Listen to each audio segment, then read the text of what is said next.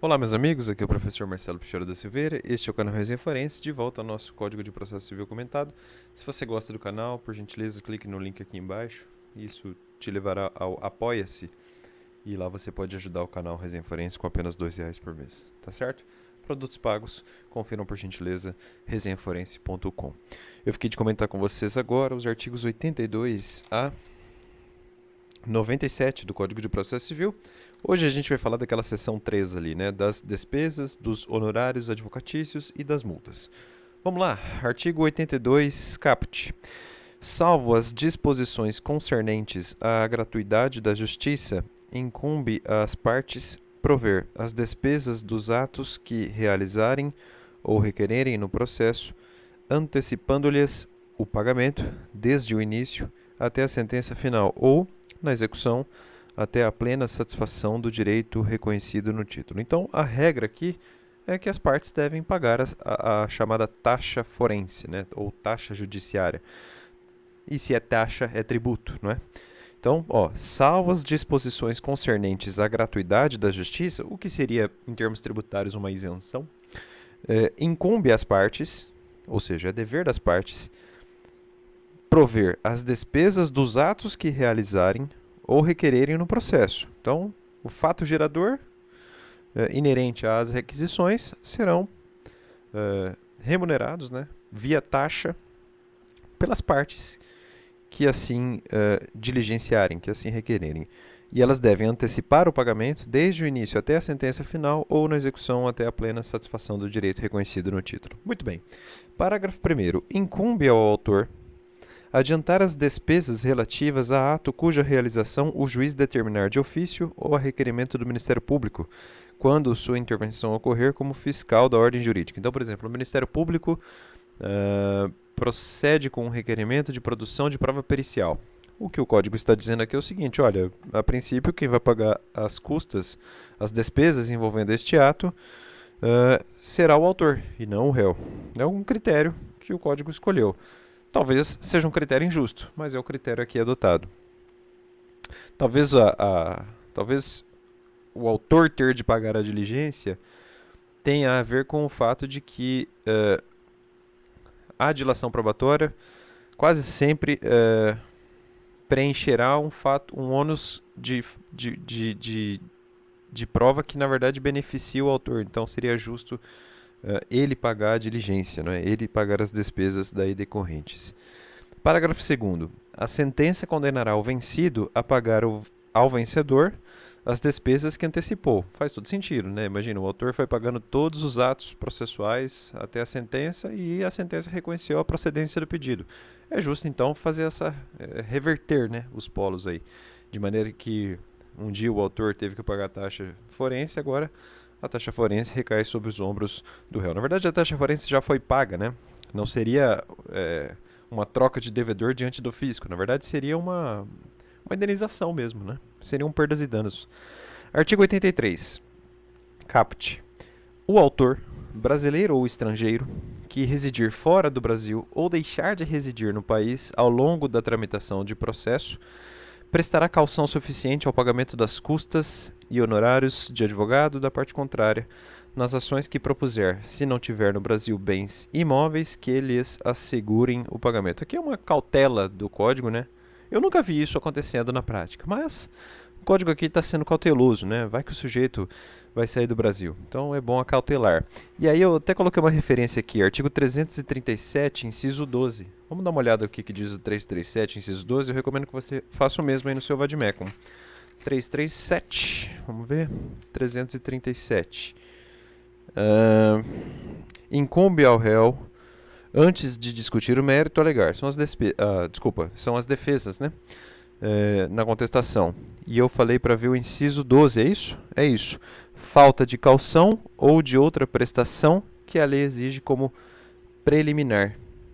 Perfeito. Não residir no Brasil, por exemplo, entra justamente no artigo 83 que a gente está comentando. Então, voltando ao artigo 83, eu vou ler mais uma vez o seu caput, lembrando que, pelo que a gente leu agora há pouco, cabe ao réu, na contestação, trazer isso como uma preliminar, né? Mas, olha só o 83 de novo. O autor, brasileiro ou estrangeiro, então não importa se é brasileiro nato, brasileiro naturalizado ou mesmo estrangeiro, autor, qualquer que seja, que residir fora do Brasil ou deixar de residir no país ao longo da tramitação de processo, prestará caução suficiente ao pagamento das custas e dos honorários de advogado da parte contrária, nas ações que propuser, se não tiver no Brasil bens imóveis que lhes assegurem o pagamento. Tem que calcionar não só a taxa judiciária, mas também eventuais honorários advocatícios.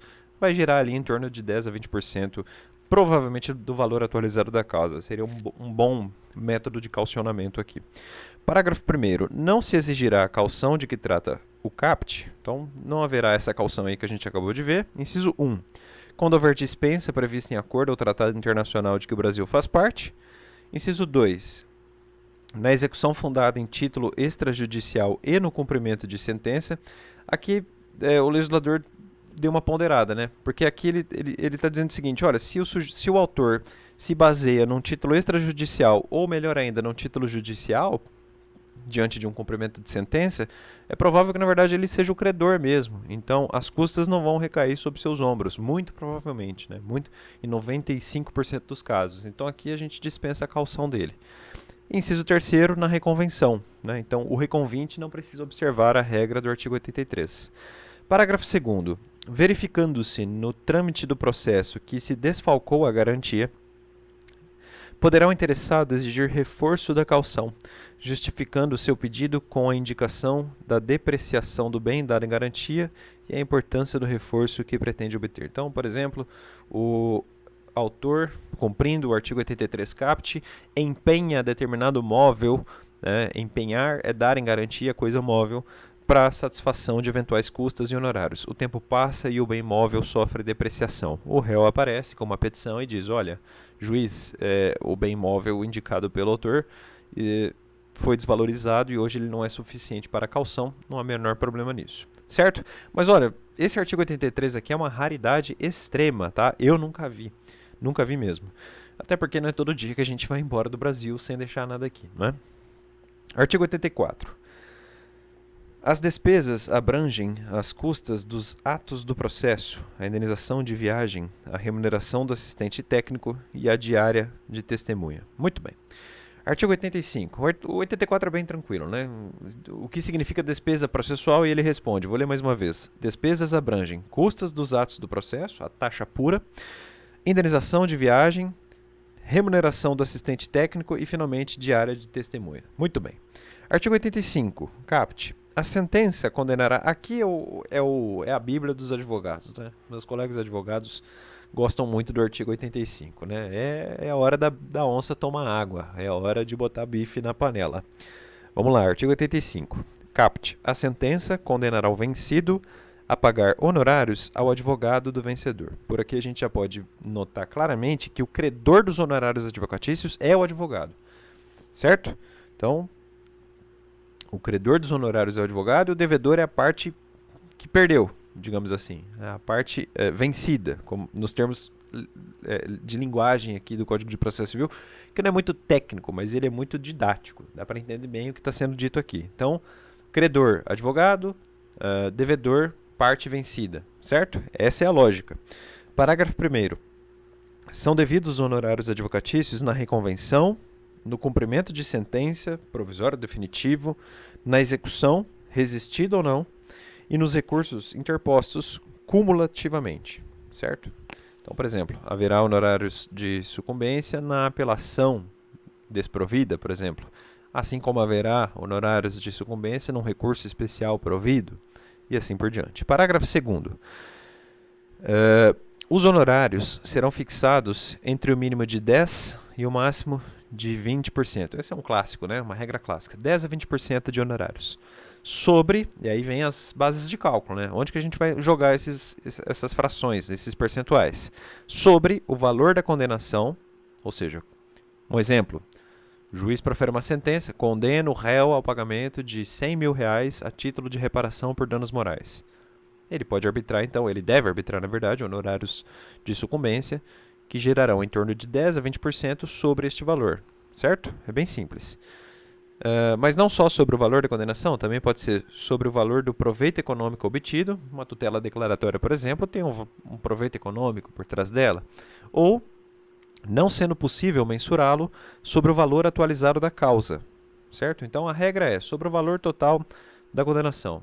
Não é possível auferir certo valor aí, aferir algum valor? Você olha o valor do proveito econômico. E finalmente você olha o valor da causa atualizado, caso essas hipóteses não sejam possíveis. Deixa eu só ver se eu encontro uma ementa de jurisprudência aqui. Eu tinha separado um julgado, mas não vou encontrar. Depois eu coloco nos comentários. Não tem nada de relevante, é só essa linha de raciocínio, né? Então, primeiro, 10 a 20% sobre o valor da condenação, ou 10 a 20% sobre o proveito econômico obtido, ou 10 a 20% sobre o valor da causa, o valor atualizado da causa, e assim por diante. Deixa eu ver se eu não acho mesmo.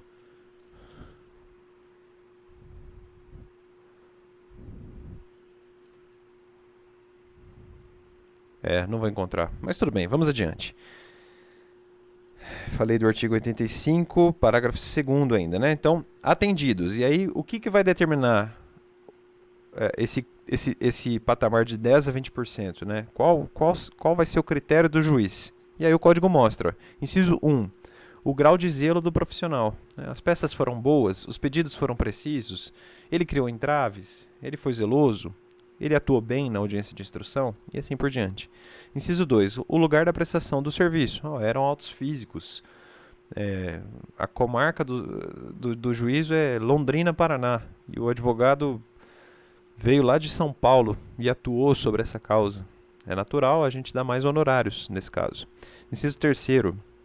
Natureza e importância da causa. Olha, era um erro médico gravíssimo. A mulher ficou muito mal, perdeu um seio, né? Uma causa difícil, complexa. Inciso 4. O trabalho realizado pelo advogado e o tempo exigido para o serviço. É bem subjetivo, né? São critérios aqui. O processo levou 10 anos, porque a parte ré criava diligências inúteis, né? Ou houve necessidade de 3, 4 audiências de instrução fora da cidade. Assim você vai combinando os incisos, né? Na prática, a regra acaba sendo 10%, porque seria a normalidade. De vez em quando os juízes aumentam um pouquinho, justamente para fazer jus, para ser justo, né, com o advogado que trabalhou um pouco mais, além do que é ordinário, digamos assim. Claro que o trabalho do advogado é valorizado, não estou dizendo que não é valorizado, estou falando que em alguns casos, de fato, o advogado tem que se desdobrar um pouco mais. E são esses casos que autorizam esse majorar da alíquota. 10%, a gente salta para 12%, 15%, eu já vi até 18%. É mais raro, mas acontece. Parágrafo 3º do artigo 85. Desculpe. Nas causas em que a fazenda pública for parte, a fixação dos honorários observará os critérios estabelecidos nos incisos 1 a 4, que eu acabei de mencionar, do parágrafo 2º, né? E também aos seguintes percentuais. Então, além de olhar o parágrafo 2º, quando envolver fazenda pública, né, quando a parte for a fazenda pública, o juiz vai ter que olhar esses percentuais que aparecem enrolados aqui no parágrafo 3º. Inciso 1. Mínimo de 10% e máximo de 20% sobre o valor da condenação ou do proveito econômico obtido até 200 salários mínimos. Inciso 2. E olha como os percentuais vão diminuindo conforme a base de cálculo aumenta. Mínimo de 8%, mínimo de 8% e máximo de 10%, então de 8% a 10% sobre o valor da condenação ou do proveito econômico obtido acima de 200 salários e até 2.000 salários mínimos. Então, até 200 salários mínimos, 10% a 20%. Entre 200 e 2.000 salários mínimos, 8% a 10%. Vejam como vai caindo, como os percentuais vão sendo reduzidos, né? Inciso 3. Mínimo de 5% e máximo de 8%, então de 5% a 8%, olha como diminuiu a fração, sobre o valor da condenação ou do proveito econômico obtido acima de 2.000 salários e até 20.000 salários. Então, acima de 2.000, abaixo de 20.000 salários, 5% a 8%. Inciso 4. Mínimo de 13% e máximo de 5% sobre o valor da condenação ou do proveito econômico obtido acima de 20.000 e abaixo de 100.000 salários mínimos. Inciso 5º, o último deles, mínimo de 1 e máximo de 3%, então de 1 a 3%, quando o valor da condenação ou mesmo do proveito econômico passar de 100 salários mínimos. Então agora eu vou repetir a tabelinha aqui, sem ler tanto a lei, mas ó, até 200 salários mínimos, 10 a 20%, é a regra. Passou de 200 salários mínimos até 2.000, 8 a 10%. Acima de 2.000 até 20.000 salários mínimos, 5 a 8%. Acima de 20.000 até 100.000 salários mínimos, 3 a 5%. Acima de 100.000 salários mínimos, sempre 1 a 3%. Entenderam? Parágrafo 4º. Em qualquer das hipóteses desse parágrafo 3º, que eu acabei de mostrar para vocês, dos honorários fazendários, inciso 1. Os percentuais previstos naqueles incisos 1 a 5, que eu acabei de estudar com vocês, devem ser aplicados desde logo quando for líquida a sentença. Então, a sentença tem um número, ela é líquida. Tantos R$1.000, ponto. Né? Não tem muita discussão, não há necessidade de liquidação superveniente. O juiz aplica desde então, desde logo, os percentuais ali arrolados. Inciso 2. Não sendo líquida a sentença, a definição do percentual, nos termos previstos nos incisos 1 a 5, somente ocorrerá quando liquidado o julgado. Perfeita a solução. Deveria ser assim também, e de fato no parágrafo 2º, né? Então, tem que liquidar a sentença. Ok, 10% sobre o valor global da condenação, por exemplo. Ou os incisos ali arrolados no parágrafo 3º. Certo? Inciso 3. Não havendo condenação principal ou não sendo possível mensurar o proveito econômico obtido, a condenação em honorários dar-se-á sobre o valor atualizado da causa. Mesma coisa que acontece no processo comum, digamos assim, não fazendário.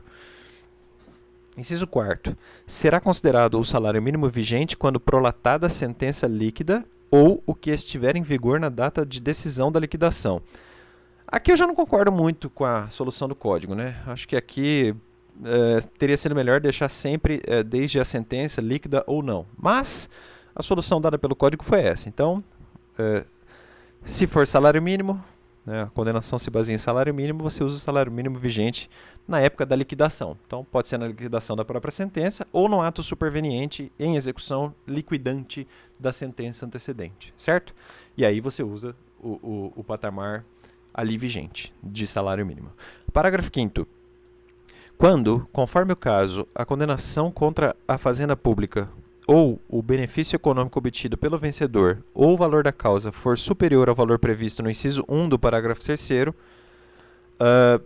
a fixação do percentual de honorários deve observar a faixa inicial e naquilo que a exceder, a faixa subsequente e assim sucessivamente. É a mesma coisa que acontece no imposto de renda, tá? Para deixar claro aqui. Então, vou tentar dar um exemplo. Imagine uma condenação fazendária vamos jogar bem alto, 200.000 salários mínimos. Como que o juiz tem que proceder? Então, até 200 salários desse grande quantum, ele aplica 10 a 20%. Depois, nesse trecho de 200 a 2.000 salários, ele aplica 8 a 10%. Depois, naquele trecho de 2.000 a 20.000 salários mínimos, o juiz aplica 5 a 8%. E assim por diante. E assim sucessivamente. É a mesma coisa é exatamente isso que diz o parágrafo 5º. Então, não é porque passou dos 100.000 salários mínimos que o juiz vai aplicar aquela alíquota lá de 1 a 3%. Ele vai aplicar, mas sem deixar de fazer essa escada sobre o crédito. Entenderam? É exatamente isso. É o que acontece, aliás, no imposto de renda. Né? Quando a gente joga as alíquotas, a gente observa as escadas. Parágrafo 6º. Os limites e critérios previstos nos parágrafos 2º e 3º aplicam-se independentemente de qual seja o conteúdo da decisão, inclusive aos casos de improcedência ou de sentença sem resolução do mérito. Então, extinção por inépcia da inicial, sentença que não resolve o mérito, aplica os critérios ali fixados. Parágrafo 7º. Não serão devidos honorários no cumprimento de sentença contra a fazenda pública que enseje expedição de precatório, desde que não tenha sido impugnada. Ok, também, nenhum segredo aqui. Vou ler mais uma vez. Não serão devidos honorários no cumprimento de sentença contra a fazenda pública que enseja expedição de precatório, desde que não tenha sido impugnado. Então, se não houve impugnação na carta precatória, não haverá sucumbência, não haverá honorários de sucumbência. Parágrafo 8º. Nas causas em que for inestimável ou irrisório o proveito econômico, ou, ainda, quando o valor da causa for muito baixo, o juiz fixará o valor dos honorários por apreciação equitativa, observando o disposto nos incisos do parágrafo 2º. Então, por exemplo, era uma obrigação de fazer e o valor da causa era de R$1.000. Não tem como você cravar aí um valor, e o valor da causa é muito baixo, né? Se você jogar uma alíquota de 10%, por exemplo, sobre R$1.000, R$100 de honorários, mixaria, né? Então, aí por equidade o juiz pode se valer desse parágrafo 8º e arbitrar, sei lá, R$2.000, por exemplo. Arbitro em R$2.000 com base no parágrafo 8º do artigo 85 do Código de Processo Civil, os honorários devidos ao procurador da parte adversa. E assim por diante, tá? Nenhum segredo aqui também. Sempre observando os critérios do parágrafo 2º, né? Grau de zelo do profissional, lugar de prestação do serviço, natureza e importância da causa, também trabalho realizado pelo advogado e o tempo exigido para o seu serviço. Parágrafo 9º. Na ação de indenização por ato ilícito contra pessoa, o percentual de honorários incidirá sobre a soma das prestações vencidas, acrescida de 12 prestações vincendas. Então, imagine vocês um acidente de trânsito. O sujeito parou de trabalhar, precisa receber alimentos. Qual que vai ser qual será sobre o que o juiz, qual é a base de cálculo que o juiz deve usar para aplicar os honorários de sucumbência? O parágrafo 9º responde, né? Mais uma vez, ó. Vou dar um exemplo para acrescentar o exemplo. Imagine vocês que os alimentos aqui fixados, no exemplo que eu acabei de dar, sejam de R$1.000 por mês. E aí, como é que o juiz calcula os honorários nesse caso? O parágrafo 9º responde. Na ação de indenização por ato ilícito contra a pessoa, o percentual de honorários incidirá sobre a soma das prestações vencidas, acrescida de 12 prestações vincendas. Então, o processo levou, sei lá, 36 meses. Né? Você aplica, o exemplo que eu dei foi de R$1.000, não foi? De alimentos todo mês. Então, são R$36.000 mais R$12.000. 12, 24, 36, R$48.000 será a base de cálculo sobre a qual incidirá, então, o percentual de 10 a 20%. É exatamente isso, tá? Coloca 12 ao final e faz a conta. Parágrafo 10º. Nos casos de perda do objeto, os honorários serão devidos por quem deu causa ao processo. Então, o princípio da causalidade aqui. Parágrafo 11. O tribunal, ao julgar recurso, majorará os honorários fixados anteriormente, levando em conta o trabalho adicional realizado em grau recursal, observando, conforme o caso, o disposto nos parágrafos 2º a 6º, sendo vedado ao tribunal, no cômputo geral da fixação de honorários devidos ao advogado do vencedor, ultrapassar os respectivos limites estabelecidos nos parágrafos 2º e 3º para a fase de conhecimento. Então, imaginem uma sentença de improcedência que tenha fixado 10% sobre o valor atualizado da causa. A parte vencida apela e logra procedência no tribunal ad quem. O tribunal, então, majora os honorários para 12% e faz a reversão, né? 12% sobre o valor atualizado da causa, mas agora em favor da parte apelante, outrora ré. Certo? Não tem segredo aqui também, não. Parágrafo 12. Os honorários referidos no parágrafo 11 são cumuláveis com multas e outras sanções processuais, inclusive as previstas no artigo 77. O 77 a gente já estudou, né? Seriam as multas por violação dos deveres daqueles que participam do processo. Consultem aí, por gentileza, os vídeos antecedentes da nossa série aqui de comentários. Parágrafo 13. Olha como é longo o 85, né? É um dispositivo vitaminado mesmo. As verbas de sucumbência arbitradas em embargos à execução, rejeitados ou julgados improcedentes e em fase de cumprimento de sentença, serão acrescidas no valor do débito principal para todos os efeitos legais. Então, imaginem, A promove uma execução baseada em título executivo extrajudicial contra B, pedindo pedindo R$20.000, certo? B opõe embargos à execução e é vencido. O juiz fixa 10% de sucumbência nos embargos à execução.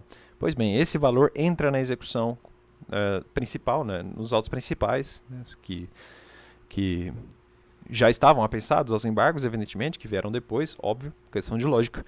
E aí a conta fica maior e a gente promove a tutela executiva apenas em um caderno processual. Essa é a ideia do parágrafo 13.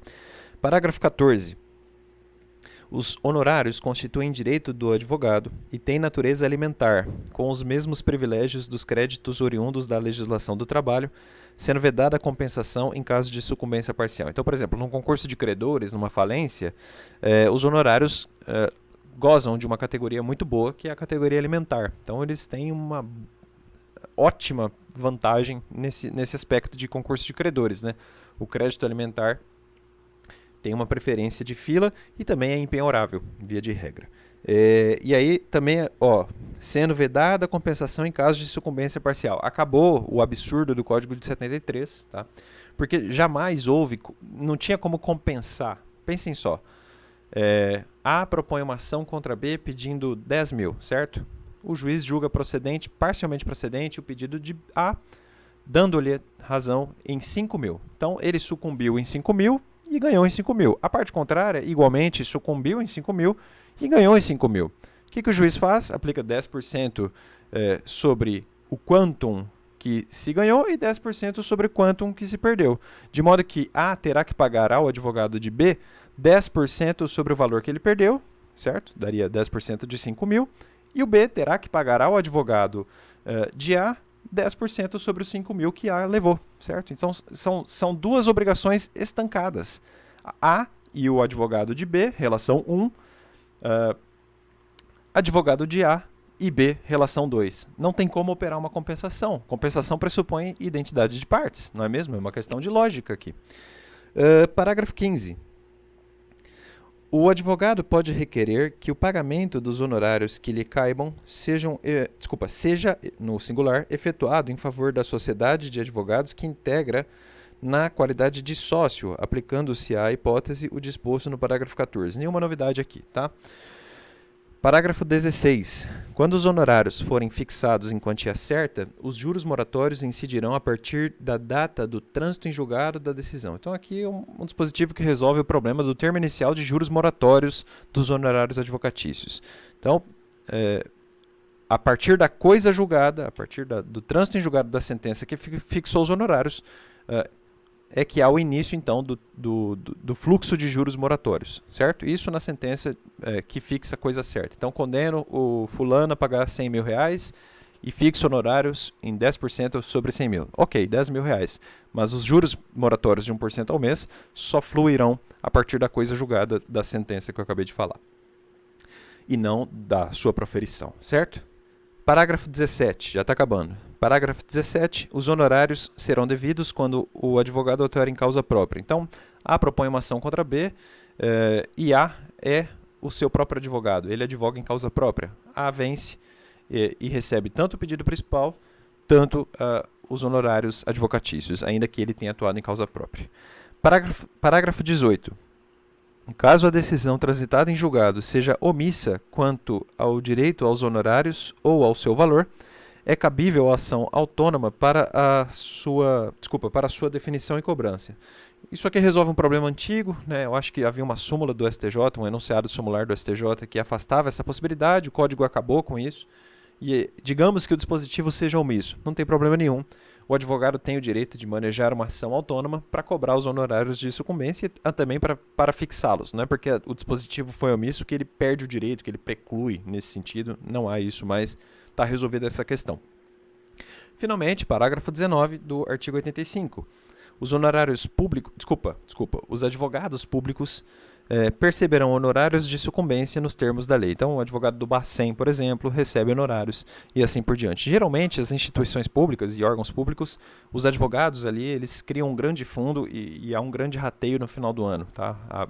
As procuradorias fazem muito isso. Algumas procuradorias estaduais, salvo engano, fazem um grande rateio depois de 5 anos. A cada 5 anos eles recebem essas quantias. Artigo 86. Se cada litigante for, em parte, vencedor e vencido, serão proporcionalmente distribuídas entre eles as despesas. É aquele exemplo, né? A propõe ação contra B pedindo 10. A leva 5, certo? Então, ele é, em parte, vencido e vencedor. Ele venceu 5 e perdeu 5. Vice-versa. Então, a distribuição das custas aqui é até instintiva de dizer, né? 50% para cada um. Bem simples. Parágrafo único. Se um litigante sucumbir em parte mínima do pedido, o outro responderá por inteiro pelas despesas e pelos honorários. Eu vou dar um exemplo que eu vejo muito no dia a dia, né? Em revisionais bancárias parcialmente procedentes, é muito comum o juiz declarar a nulidade de uma única cláusula, que seria a de comissão de permanência, que na prática não significa absolutamente nada, é coisa de centavos, quando muito, tá? Porque o banco ele coloca a cláusula, mas não a aplica. Então é uma tutela puramente declaratória. E nesses casos, os juízes têm essa saída, né? Olha, você só ganhou comissão de permanência e perdeu em todo o resto, né? O efeito prático da sua pequena procedência é mínimo, se não zerado. Então, você vai pagar as custas e os honorários advocatícios. Artigo 87, caput. Concorrendo a diversos autores ou diversos réus, os vencidos respondem proporcionalmente pelas despesas e pelos honorários. Então, aqui há uma solução do assunto quando há litisconsórcio, né? Seja ele passivo ou ativo, não importa. Parágrafo 1º. A sentença deverá distribuir entre os litisconsortes, de forma expressa, a responsabilidade proporcional pelo pagamento das verbas previstas no caput. Então o juiz tem que falar, olha, o autor Zé vai pagar 70% das custas e o autor Beltrano vai pagar 30% das custas, certo? Ele tem que falar expressamente. Parágrafo 2º. Se a distribuição de que trata o parágrafo 1º não for feita, então o juiz é omisso, aí a solução está aqui, ó, os vencidos responderão solidariamente pelas despesas e pelos honorários. Aí é uma obrigação divisível, mas solidária, né? E aí a gente aplica as regras de solidariedade que estão no Código Civil. Artigo 88. Nos procedimentos de jurisdição voluntária, as despesas serão adiantadas pelo requerente e rateadas entre os interessados. Nenhum segredo aqui, dispositivo tranquilo. Artigo 89. Nos juízos divisórios, não havendo litígio, os interessados pagarão as despesas proporcionalmente a seus quinhões. Ok também, quanto maior a terra do sujeito, maior a sua despesa, maior a sua taxa forense. Artigo 90. Caput. Proferida sentença com fundamento em desistência, em renúncia ou em reconhecimento do pedido, as despesas e os honorários serão pagos pela parte que desistiu, renunciou ou reconheceu. Bem justa essa regra. Parágrafo 1º. Sendo parcial a desistência, a renúncia ou reconhecimento, a responsabilidade pelas despesas e pelos honorários será proporcional à parcela reconhecida, à qual se renunciou ou da qual se desistiu. Então, por exemplo, A pede em face de B indenização por danos materiais de 10 mil e reparação por danos morais de 20 mil. Não, 10 mil, 10 mil. Vamos colocar assim, 10 mil pelos danos materiais, 10 mil pelos morais. Ele desiste dos morais, tá? Ele desiste do pedido de reparação pelos danos morais. Bom, a gente afasta metade das custas daquele processo, que é justamente metade do pedido global, digamos assim, tá? Parágrafo 2º. Havendo transação e nada tendo as partes disposto quanto às despesas, estas serão divididas igualmente. Então você junta um acordo a ser homologado no processo de conhecimento. Não falou nada? A princípio, custas pro rata, né? Metade para cada qual. Então você, advogado, tome cuidado com isso. Coloque quem que vai pagar a custa, se é do seu interesse deixar as custas expressamente com alguém, tá? Não estou falando para agir de má fé, não. Estou falando para fazer um acordo bem feito. Até porque se você não colocar e depois surgir uma discussão, aí eu quero ver, meu filho. Parágrafo 3º. Se a transação ocorrer antes da sentença, as partes ficam dispensadas do pagamento das custas processuais remanescentes, se houver. A ideia aqui é fomentar o acordo, né? Olha, se vocês fizerem acordo antes da sentença de mérito, vocês ficam dispensadas de pagamento de custas processuais remanescentes. É uma grande vantagem, né? Isso fomenta o acordo mesmo.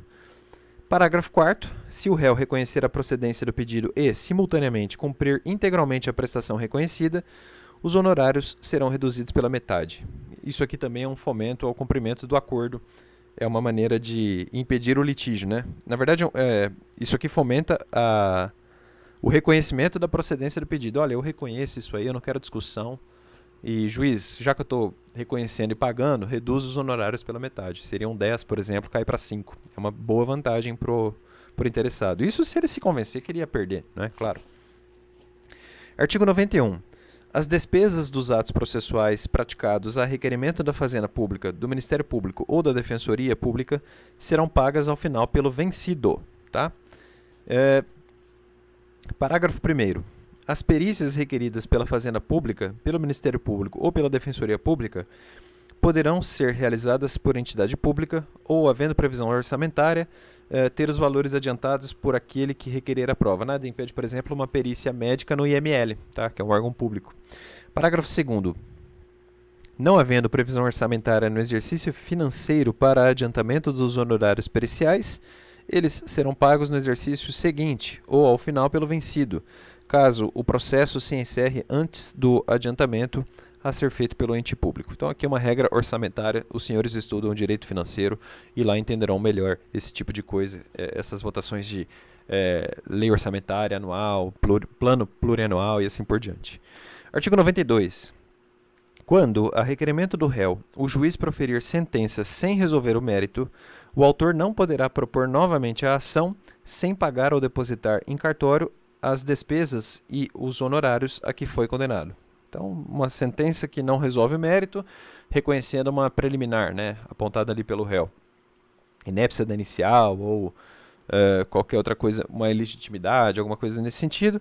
A coisa julgada é só formal, não material, nada impede a propositura de nova demanda neste sentido, mas aí há um impeditivo aqui, né? Você tem que pagar as custas e também os honorários, e aí sim você está liberado para propor uma nova ação.